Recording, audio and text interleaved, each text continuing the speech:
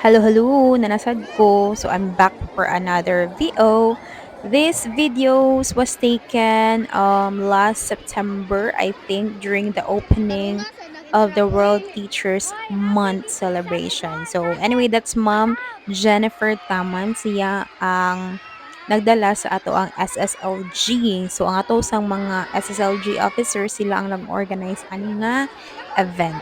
So while nagpatawag among principal of meeting among mga students ay danang students is na nasa gawas nag-prepare na to greet all the teachers sa Teachers Day, nikanta pud sila, and then ang hatag pud sila og flowers.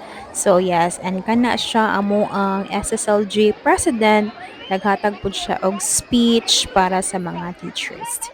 Alright, so I think ara ko to mga tong video karon. Bye-bye! Happy Teacher's Day, teachers of Pitas National High School!